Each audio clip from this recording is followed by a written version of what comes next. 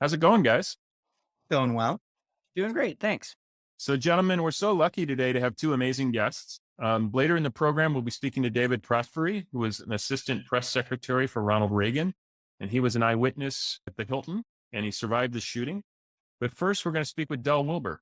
Del's the White House editor of the Los Angeles Times and the author of the best-selling book Rawhide Down, that tells the behind-the-scenes story of that day.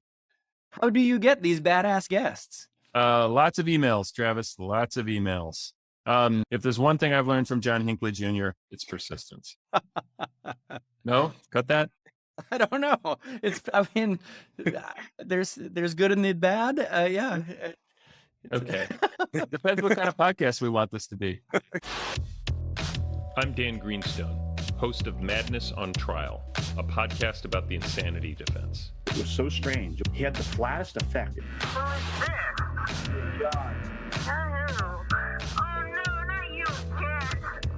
This season, we dive deep into John Hinckley Jr.'s assassination attempt against President Reagan. Today, the Justice Department is no longer opposing the unconditional release of John Hinckley. I'm glad I did not succeed. The bizarre crime that horrified a nation, started a national conversation about mental illness, and changed the justice system forever.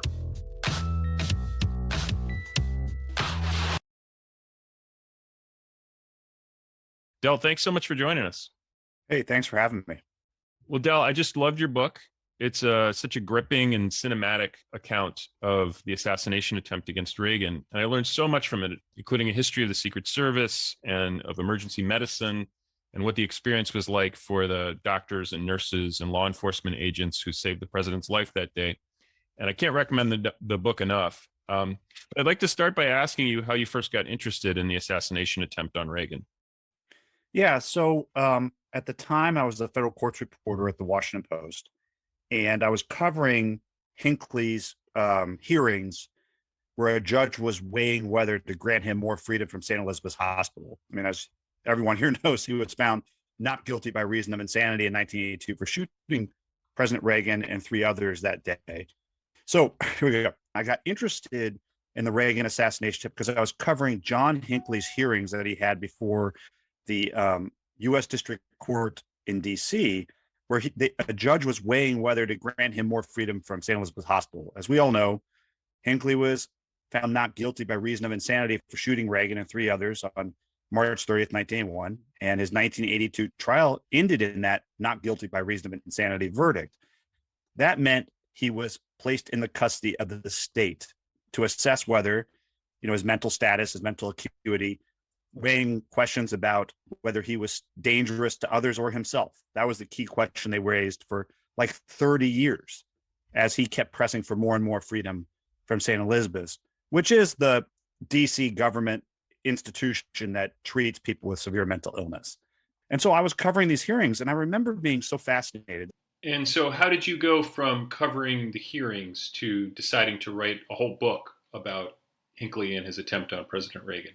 I just remember being so fascinated. I'm like in this courtroom. No one else was really there, a few other reporters. And I'm 10 feet away from this guy who, in my mind, almost made presidential history, right? He almost killed a president. I'm like, oh, that's almost history. And this guy's right there. And he had the flattest effect. It was so strange. It was like they were talking about these intimate aspects of his sex life. I remember this because he had girlfriends and stuff at St. E's. And I just remember it was like someone had taken a plastic cast of his face when he was sleeping and put it on him in the hearing. There was no reaction. And that just stuck with me. And then, a few weeks later, I had gotten a tip about the FBI investigating whether DC officials were taking bribes from taxi drivers to help them through the certification process. So I got summoned to the head of the DC office for the FBI. And I get there, and it's Joe Persicini. He's at the office, and we're sitting in his conference room. And I hear him rummage through his desk, and he comes over and slaps this heavy thing in my hand. And I look down, it's a gun. And I went, wow, man, you really don't want me to write this story. He goes, that's Hinckley's gun. Oh. And I went, what? What's Hinckley's gun doing in your desk drawer, man? Like, you can't walk around DC without bumping into a museum. Like, shouldn't it be in a museum? That's so strange. What the hell? And he goes, well, after 2000, we had a museum downstairs and it closed after 2001. And so I've had it in the office and I show people it. I'm like, wow, how is history treated this day then? I mean, like this key artifact, right? And then I went to the library and I found exactly one book about the case. It was about the 25th Amendment's implications on that day. It was very academic. And then I know that there was one book about the trial. It was also pretty academic, short volume. Yeah, that's Richard Bonney's book, professor from UVA, that's used to teach the insanity defense to law students. And actually, we're going to be interviewing Richard Bonney later this season. And I was like, well, screw it. I want to write a book. This seems really interesting. No one else has done it. Let me see if I can make some headway. And so I called the Secret Service agents, the lead one, Jerry Parr, and I actually didn't expect him to talk to me. Secret Service, secrets in the name, right? Yeah. And he thought I got talk. Oh my God, I got him on the phone, and we went to a deli for lunch, and I couldn't shut him up. He was great. He gave me all these great details of the day. It was so fresh in his mind. I'm like, wow, that's really cool. Well, I still need a little more, and so then I went and talked to the doctors. I had my version of what happened that day was, Reagan got winged. He was fine. Everything turned out okay. And you talk to the doctors, they're like, oh no, we all thought he was going to die. We didn't think he'd make it. I was like, I had no idea. No one had really put all of their viewpoints together. I'm like, this is getting more and more dramatic. This is really cool. Well, and I got Eddie Myers, who was a detective, on the phone, and he was just talked about it's so clear in his mind. He was like, interviewing Hinckley was like the most unusual experience anyone he's ever interviewed. And this was a grizzled homicide detective. He's like, this guy was strange, man. Yeah. And so Yeah, it's such a fascinating story, but you think it's important too, right? this made history in the same way as if Reagan had been killed, because it allowed Reagan to display who he really was. He wasn't a fake. It made Reagan a better president in some ways. The world changed because Reagan changed. Like, Reagan dedicated himself to, hoping to end the threat of nuclear war. And a lot of his efforts helped in the Cold War, right? And I think you could draw a straight line from this day. It made Reagan's presidency. It built a bond with the American people that never broke. Like, Reagan was not, impeached for Iran-Contra and other things because the American people wouldn't have stomached it, right? And his approval ratings went up and down, but I think he formed a bond with the American people that didn't change, and it changed the trajectory of his presidency. Yeah. And as you say, like, it's interesting how little reporting and how few books there are on it. But if the bullet had been a couple inches, to the 1 left inch. or right, 1 inch. 1 inch. It was 1 inch from his heart. Yeah. Yep. And Or if he had gone to the White House, he would have died. Right? Reagan's life literally held in the balance of a split second decision and an inch. and that was If any of Jerry those things Parr. had gone differently, he's dead. That was Jerry Parr's decision. Is that right? Yeah, Jerry Parr made the key decision to take him to the hospital. He also reacted within 0.4 of a second to get him out of the way. If he had been a few seconds slower, the bullet would have hit Reagan in the head, not under the armpit, right? I mean, there are all these variables, but and there were a lot of mistakes. But if you really break it down, like, if they had been a minute later to the hospital, if they had gone to the White House instead, which would have been a totally legitimate decision based on what they were seeing, Reagan would have died, and history would be a lot different. Like, George Bush would have become president on the 70th day of Reagan's first term. George Bush, not Reagan. The Reagan Revolution never would have happened, right? Yeah. Well, let's go back to Hinckley. And we've covered his childhood and college years really right up until just before the shooting in previous episodes. But maybe you could take the story from there.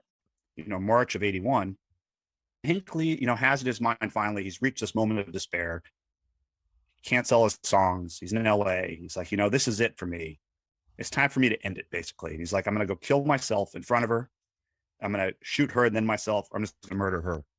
And according to psychological reports and assessments, it's kind of a mix. It's this whole thing. It's a very, it's a mix. And he gets in a bus and he heads on the bus to Washington, where there's a transfer station for him to go to New Haven. And he gets here. He's in DC. He's staying at a nice hotel, registers, and he has to stay overnight. And the next morning he goes to get a Big Mac or something, sandwich. And he picks up the Washington Star newspaper right before the president's schedule. And he sees the president has a speech at 2 p.m. at the Washington Hilton Hotel to address the Building and Construction Trades Department. And so Reagan, Hinckley sees it and says, this is my chance. I'm gonna see how close I can get. He writes a note to Foster saying, now you basically know who I am. I'm doing this for you. And he grabs his .22 caliber gun and he heads up to the Hilton and he gets within 15 feet of the president. And, some of the most dramatic, 30 minutes of presidential history unfold right after that. It's insane. Yeah, that's an incredible account. I want to dive into a couple of the little details that you mentioned there and see if we can unpack them a little. So going back to Taxi Driver for a second, one of the interesting things about it is he sort of has this twin obsession that comes out of it because he personally identifies with Travis Bickle, Robert De Niro's character. And I'm wondering if you could talk a little bit about what he saw in that character that spoke to him. A disaffected guy, angry at the world, also has a rescue complex. He wants to rescue Foster, right? Yeah. And then with Foster, of course, her character's, she was, I think, 12 years old when she played the role, and her character's this child.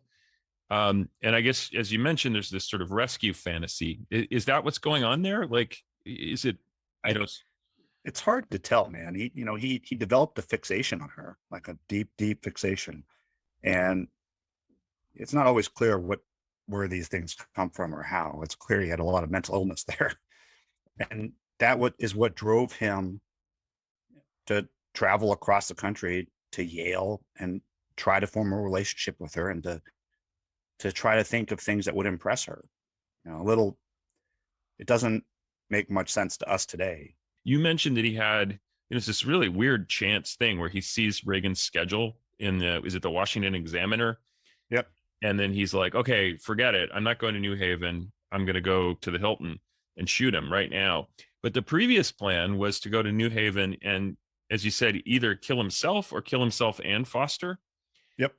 It seemed like the most logical for someone who was completely obsessed with her. He was going to see her. He was seeking to get another ticket on a bus to go to New Haven. And the White House released, that schedule was not released until the night before. As a White House editor, I know this now, right? For sure. It's the night before is you get the schedule. So they released it the night before, and that's where that was in the schedule they printed it in the paper. So he wouldn't have known that until that day, right, that Reagan was giving that speech. Now, he did stalk Reagan. He showed up at the inauguration, right? But you weren't going to get anywhere close to Reagan then. And this was chance. If things just crazy. If he hadn't seen it, he might have gone and killed Foster or himself, or I don't know. I don't know if he was actually suicidal either, to be honest with you. But he did, when he fired the rounds, I do actually believe he thought he was going to die, because I quote him from one of these psychological reports saying, I'm saying goodbye to myself. He thought he'd die in a hail of gunfire, not knowing that the Secret Service agents are actually highly disciplined and are not going to fire rounds down range that might strike innocent people in the crowd. Well, one of the things I'm interested in is it sounds like you see the attempt on Reagan as largely a suicide attempt, death by assassination attempt. I think that was definitely in his mind, right? Which is hard. I think he had some narcissistic personality disorder too. Yeah. Narcissists are not particularly suicidal, from my research, but it's hard to tell. Again, the guy clearly had issues and was deeply troubled. And I think his defense argued he had some schizophrenia. Yeah. But the judges since have never mentioned, when they talk about what the doctors have found and examined him, don't even count that as having happened, really. Yeah. Well, there's so much there. And one of the things that I'm struck by is it's not clear to me that someone who is suicidal or even homicidal suicidal is insane.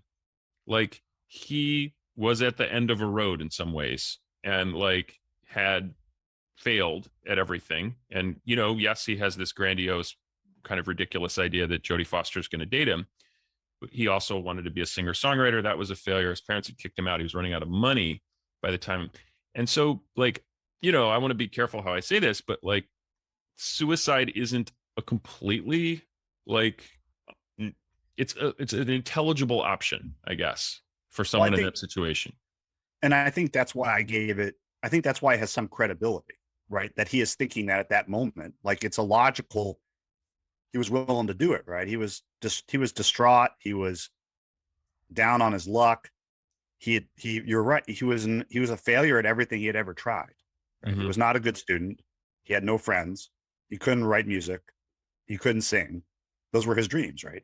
Yeah. And the closest thing he ever came to accomplishing a dream was actually getting in touch with Jodie Foster and having her laugh at him. Yeah. So, I mean, at this point, and this is it. This is his chance. He wasn't motivated by politics. He wasn't a terrorist. He wasn't all the things that people normally get assassinated for. Right. Right. This is a period where we're entering a period in American. I think mental illness. They didn't have the medications we have today, and there were a bunch of like killings around this time by people who had mental illness. Like I believe, didn't David Chapman? Didn't he have some? He was obsessed with Lenin. Yeah. Right. And that deeply affected Hinckley too. So, well, that's something I wanted to ask you about, and I don't know how much you know about it, but it is fascinating to me that he was a aspiring singer-songwriter. Obviously, John Lennon was a big influence, and then Lennon's killed on December 8th, 1980, and this is right at the period where Hinckley starts to spiral. And he writes about how devastating this is. And he sort of somehow conflates his obsession with Foster with his despair over the death of Lennon. But one thing that I was really intrigued by, and I just am confused by, honestly, is he seems to identify with Mark David Chapman, the assassin. Mm-hmm. And so like Hinckley had in his hotel room in Washington a copy of Catcher in the Rye, which is sort of the motivation that Mark David Chapman has for shooting Lennon. And he's literally sitting on the curb reading that book when the cops come to arrest him after killing Lennon. Can you make any sense of why he's identifying with the assassin of his hero? Well, because that's what he is thinking about Foster too, right? He's feeling, he wants power. He wants influence. Like he's like the singer-songwriter influenced by the Beatles. He loved the Beatles. Mm-hmm. Here's this guy who killed Lennon December 8th, 1980. And this is right when he's in his own manic mania, thinking he's going to go after a president, right? He's already been stalking Carter. He's now thinking about Reagan, who won the election. And that's all in the same soup with his obsession with Foster. It's all the same thing. It could be broken down. He's obsessed with a movie star. He had mental illness. He thought somehow that this would impress and endear him to her, even though at the same time he's thinking about killing her. Right. And, and he gets within 15 feet of the president, and that the fact that this guy literally, like, if you really break it down, you have this guy who's so troubled, he's a nobody. He has a gun, a revolver. It's a tiny little 22 caliber revolver, and he gets within 15 feet of the president of the United States and unleashes 6 shots in 1.7 seconds. Right. 1.7 seconds is the time it takes me to say 1.7 seconds. Time it. That's how fast they got off, right? The first shot hits Jim Brady in the head. The second shot hits Tom Delahanty, the DC police officer, in the back. The third shot goes high, right? Because Jerry Parr, the Secret Service agent, by the way, Jerry Parr, a little bit of history, 50 years old, head of the detail, and requested the other agent to step aside so he could work with Reagan that day to get to know the president better. Mm-hmm. Right. Jerry Parr joined the Secret Service because as a 9-year-old, he saw a movie, The Code of the Secret Service, right? Starring Ronald Reagan. That's amazing. This is Dan here. We're just going to briefly interrupt Del Wilber to play a little clip of Ronald Reagan on the Dick Cavett show discussing this movie. He was not yet president at the time of this interview, but it's a charming little interview. Talking with Governor Reagan, what would you say was your worst movie? That's very easy to answer. The worst movie I have never seen. Oh. To this day. I made a picture, and this picture was called Code of the Secret Service. Well, that sounds terrific. Some people, some friends of mine have tried to trick me into a projection room a couple of times to see it. But we have a little surprise for you. Don't you dare. We don't, but it would have been a nice trick, wouldn't it?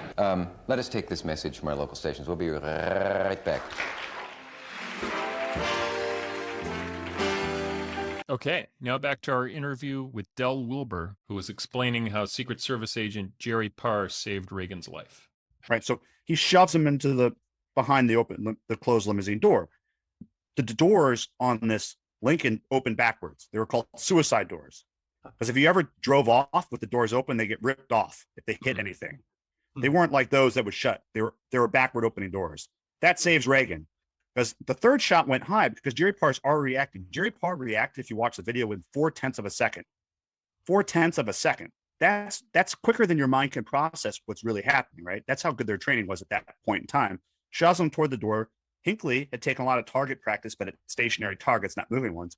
And he starts tracking Reagan from right to left, shoots high, and they find the bullet in a building across the street.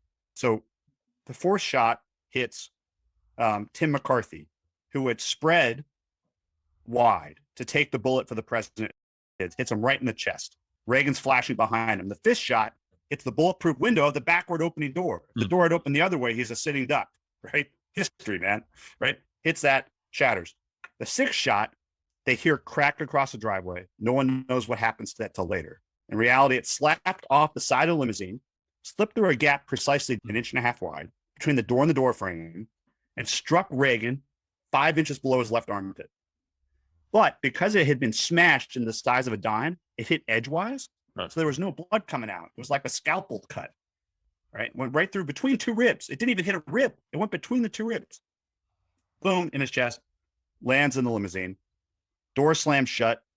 The driver of the car, Drew Unruh, is about to slam on the gas. He's seen it. He saw his best buddy, Tim McCarthy, get shot. He's praying to God as he slams down the accelerator. He doesn't run over Tim McCarthy because this limo weighed 13,000 pounds and it would crush him to death.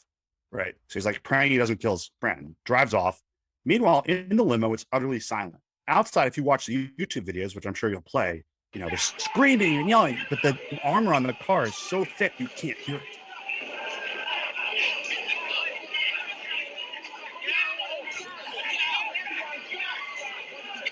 it. This is when Jerry Parr, props Reagan. He's thrown Reagan in, by the way, and he puts Reagan up in a seat. Reagan says he's fine. Okay, great. He gets on the radio. Parr rubs his hands up and down. He gets inside his jacket, Reagan's jacket, rubs his hands all over, makes sure Reagan's okay. No blood. He's fine. Right. Reagan says, I'm fine. All right, great. And we're heading to Crown. He gets on the radio. Crown is the code name for the White House, right? So they're heading to Crown, straight down Connecticut Avenue. The roads have been shut, right? So they're at the Washington Hilton Hotel. They're heading on to Connecticut Avenue, straight down. Roads are closed, except for Connecticut. Speed demons. Now, have you guys ever seen a presidential motorcade in person? I have. Yeah. Yeah. Not They're going like- that fast, though. No, well, they're like 30 cars long. Yeah. This motorcade was one. The presidential limousine left the motorcade behind. The only two people protecting the president of the United States at this moment are the driver and Jerry Parr. That's it. Driver and Jerry Parr. They left everyone else behind. That's how screwed up this all is, right? That does not happen. It's not supposed to happen. They had no choice. They're taking off. They're in the White House. 30 seconds later, Reagan starts complaining about pain in his side, his back. He doesn't look so good. Parr's like, uh-oh. Reagan takes a napkin out of his right jacket pocket that he had taken from the Hilton, dabs his lips, holds it open, and there's bright frothy blood on it. So Jerry Parr looks at that and says, shit. Right? He's like, fuck. Right? Like, this is not good. This is one of the reasons Reagan lived this day is because the Secret Service in the 70s amped up their training in real world situations, real life shooting situations. They'd never done that before. It's in the book. It's complicated, but they get in. So Parr learns to react. Boom. Second thing, they did a 10-minute medicine course. Not that they taught you medicine in 10 minutes, but that you learned how to keep someone alive for 10 minutes. We need you to keep someone alive for 10 minutes. In that, they learned bright frothy blood's likely from the lungs. So what's Parr thinking? When I threw him in the car, I cracked a rib, it punctured a lung. Crap. Now he's weighing. So Parr doesn't know, is this a real big assassination? Whoever fired those shots nailed 3 dudes on the ground, knew what he was doing, he thinks. Is this a decapitation strike? Are the Russians behind this? What do I do? If the president is not hurt and I overreact and take him to the hospital, the markets will crash, right? If he is hurt worse than I think, I take him to the White House, he's dead. He could die, right? He doesn't know that, but that's in his mind. Like, how do I handle this? Okay, we're going to the hospital. He diverts. By this time, it's like a minute and a half has elapsed, right? They're screaming down the road. The backup limousine has now taken the lead. The backup limousine had come up. One of the few female Secret Service agents on the department is in the passenger side of that car. And she is leading the way. Their goal is to ram through anyone who gets in the way. They're a battering ram. That's how serious they're taking it. They peel off to get to the hospital. Get to the hospital. Reagan insists on walking inside on his own. And I don't want your help. He gets up out of the limo, hitches up his pants like Reagan would do. If you see video of it, hitches up his pants. Walks in, gets in about 30 feet. And I interviewed a paramedic who I knew from my time covering DC police, who was there. And he looked at Reagan and he went, uh-oh. Oh, he looked terrible. It's ashen. And he watched Reagan's eyes roll in the back of his head, and the president slammed to the ground. Ooh. And the agents caught him right before he hit the ground. And the paramedic goes, oh my God, he's Code City. Is that as bad as it sounds? That's code for he's dead. He's going to die. So there are two reasons Reagan survived. One, better Secret Service training. Two, emergency medicine evolved a lot. In the 70s, if you were shot in Vietnam in 1972, or you were shot in a DC street corner, your chances of living were greater in Vietnam than DC. They were terrible. So there was a political assassination in 1976 in DC in Sheridan Circle. Orlando Letelier was blown up, right, in his car, ordered by Chilean Secret Service, the Chilean President Pinochet, right? He was a former ambassador to Chile. He was summarily executed. They planned to bomb and kill him. He was dead at the scene. His passenger, Ronnie Moffett, was taken to George Washington Hospital. Dr. Giordano, who became head of the trauma service at GW, watched this all happen and watched this woman bleed out, watch her die. He felt the care was really lacking. Like, people were waiting for doctors to issue orders. They didn't really know what they were doing. And he was like, there's got to be a better way to do this. I actually live in Orlando Letelier's home. No idea that I did that. The bomb was planted in my driveway. Historical weirdness. Wow. So anyway, That's amazing. it is. So Giordano goes to Shock Trauma Center in Maryland and learns all about emergency medicine, the golden hour, get people treated quick. No one can think. You can't think. Everyone has a job to do. They do it the same way for every single person, every single time. And that's what they did. They got Reagan on the trauma bed. Nurse cut off his suit, cut it right off. That was a brand new suit given by Nancy Reagan. Not sure I'd want to piss off Nancy Reagan cutting off a brand new suit, but whatever. They cut it right off. It's gone. What was it like for the medical staff to be treating the President of the United States? They can't get the pulse. They can't get his blood pressure. A nurse starts crying. She's convinced he's going to die.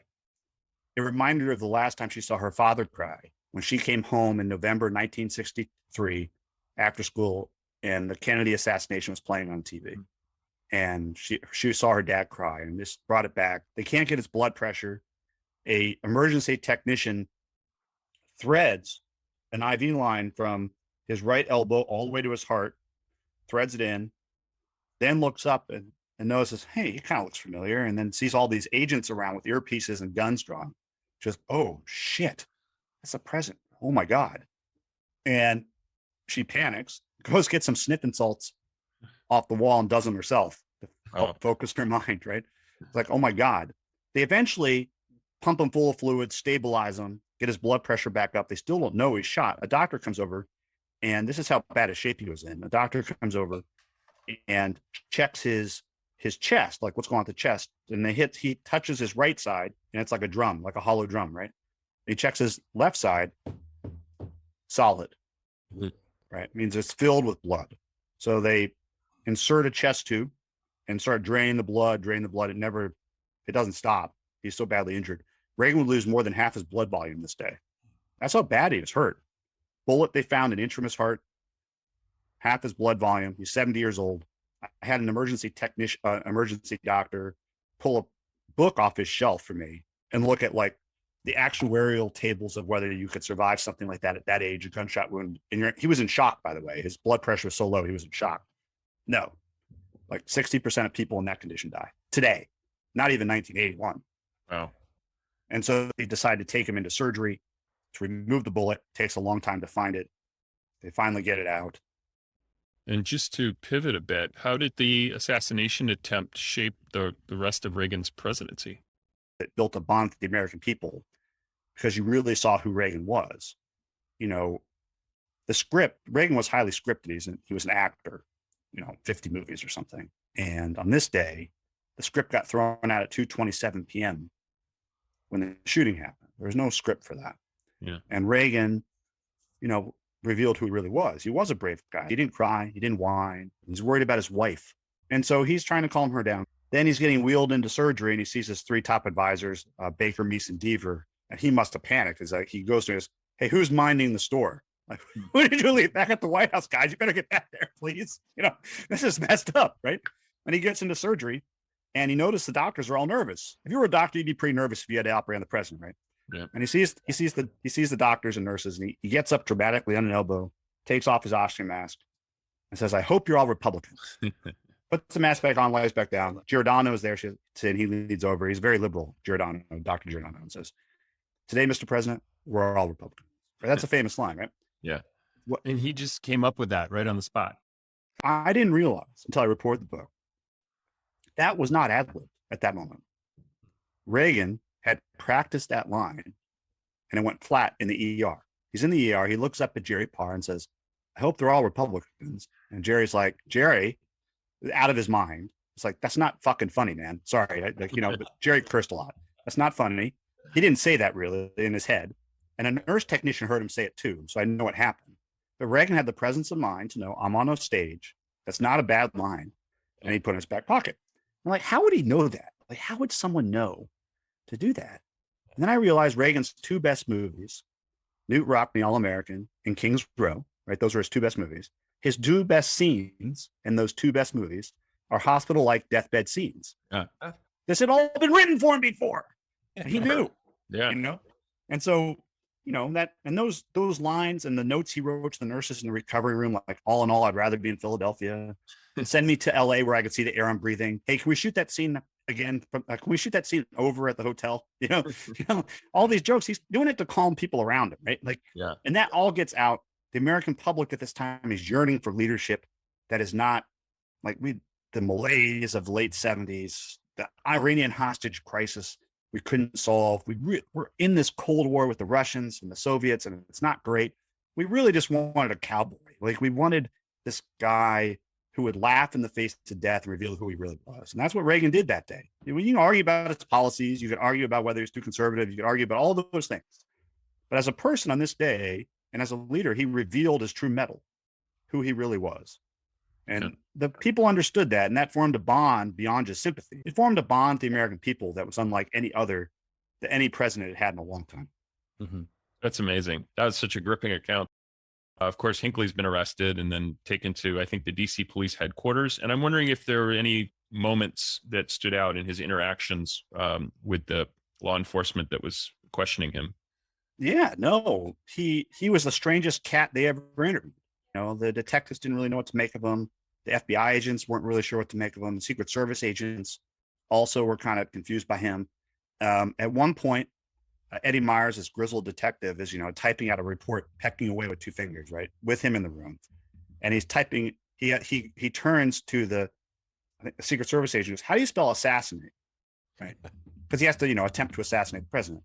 Yeah. And Hinckley looks at him and goes, I could spell it for you, and spells it correctly. And Myers like, what? And during the interrogations, like, the FBI really struggled that day to figure out who he was. They couldn't get him to talk. And so they brought in a Secret Service agent to help him question him, who spent a lot of time questioning nutcases outside the White House. Like, literally people wearing tinfoil hats. It's like, they're like, maybe this guy can help. And that's a testament to the FBI agents going, hey, we're not going to be territorial. We want answers. And Steve Colo interviewed him, and he eventually peeled back Hinckley's story and got Hinckley to admit it was all over a girl. He goes, well, is that a girlfriend? Well, I don't know if she'd think I was a girlfriend or not, and found Foster's number in his wallet, right? And that led them, and they knew he was at the hotel. And he goes, when you get to my room, you're going to find all the answers anyway. And so eventually he spills it out. And they were trying to peel this back from Hinckley to make sure it was a lone gunman, right? They wanted to make sure there weren't other people involved. They didn't want other people running around town. Like, remember in the Civil War, the Secretary of State was nearly assassinated the same night Lincoln was shot, right? Right. So they wanted to make sure that didn't happen. I find it fascinating. No, it's us too. And thank you so much for joining us and sharing these stories. And now we're going to interview one of Ronald Reagan's assistant press secretaries who was there on the day of the shooting. My name is David Prosperi. I traveled with Ronald Reagan throughout the entire 1980 presidential campaign, and I served as assistant press secretary to the president from January of 1981 through February of 1982. What appealed to you about Ronald Reagan and his message? What appealed to me about his message was it was just a lot about common sense and bringing America back to the true values that it is about, being able to fend for yourself, and government is not the solution to all of our problems. And it was just in a very convincing manner. He was a man who was comfortable in his own skin. He was a man that truly believed everything he said. And what was fascinating was how the country came around to his point of view. So when you were working in the White House, what were your normal day-to-day duties like? Well, you get there early and you stay late. I had a little cubicle of an office, which I counted one night late at night, was 43 steps from the front of my little office to the front of the Oval Office.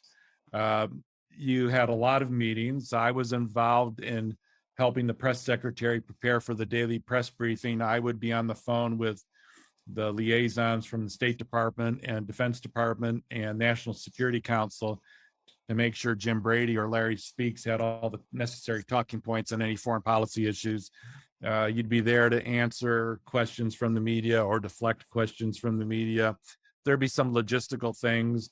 Myself and one other colleague would trade off every weekend and go to Camp David with the president. And then there's just, sometimes a lot of paperwork. You're typing up schedules, you're typing up announcements. So it's the variety of things that kept you very busy. You mentioned Jim Brady, who, of course, ultimately was a homicide victim of this horrible event. What was he like as a man? Very collegial, loved to joke. He was sometimes very jocular and, very good at deflecting questions from the media that he didn't want to answer. Well, I want to turn to the morning of the assassination attempt. Is there anything that you remember before the assassination attempt from that day? Well, it was, a typical day. Originally, Larry Speaks, who was Jim Brady's principal deputy, was going to go with the president and me to the event. Larry would be going as the spokesman. I was traveling in the motorcade with the press pool, which consisted of one of the TV camera crews, the 2 wire service reporters, 2 wire service photographers. At the last minute, Jim Brady decided that he wanted to go with the president instead of Larry. So Jim was the one that got in the motorcade with the president as opposed to Larry Speaks. So my understanding was the president was emerging out of the Hilton after speaking to a union meeting. Is that the correct sort of sequence of events? Yeah, the speech, I think, was right after lunch. And if you've ever been to the Washington Hilton, when you pull up to the main entrance, just past the main entrance of the hotel is what they call the president's entrance. And so that's where the motorcade pulled up, and the president got out of the limo and went into that president's entrance. And so as he gets out of the limo and to his right, there would have been a rope line, and that's where the media and bystanders could see him walk into the hotel. So the president does his speech inside the hotel and reverses his route back out the same door where he went in. And you have the same rope line. So the president finishes the speech, and walks back out that door towards the limo.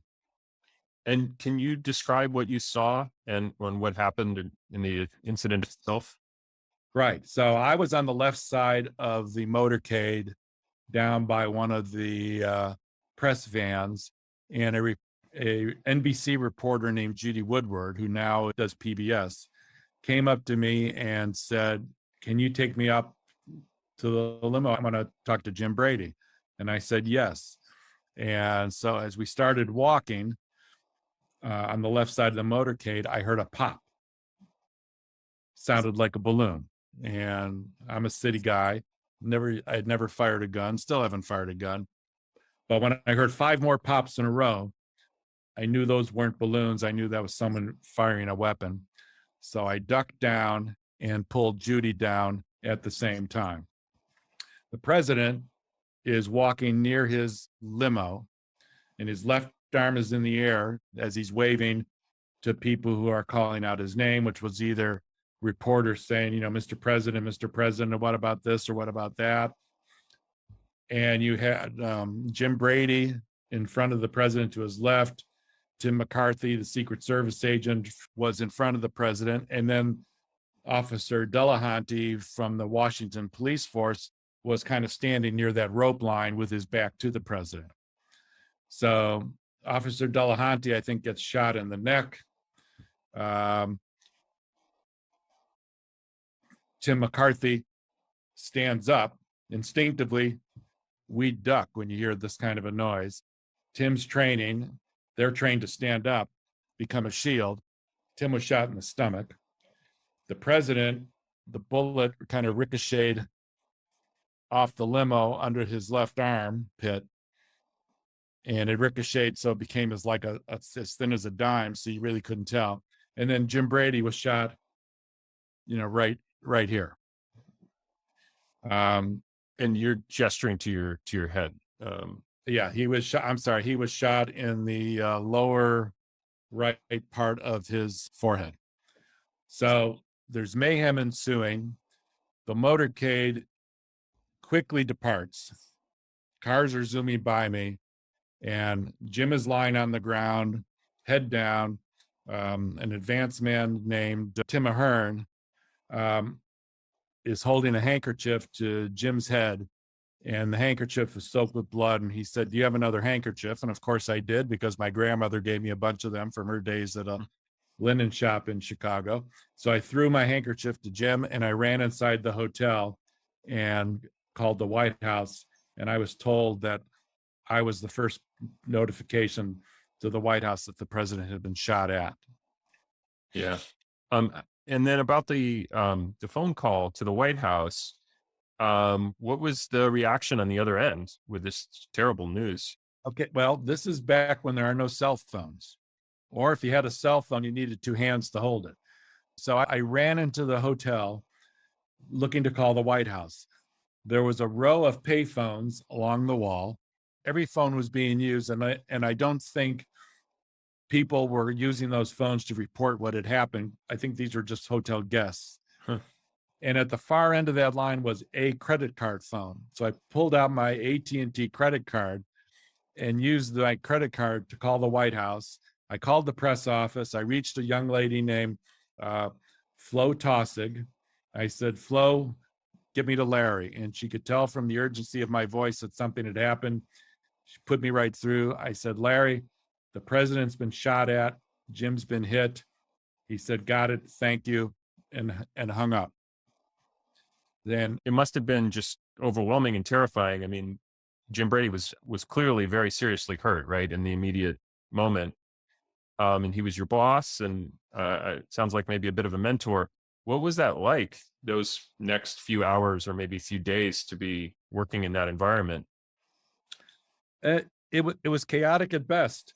In today's world, we all think about crisis communications and planning for such incidents.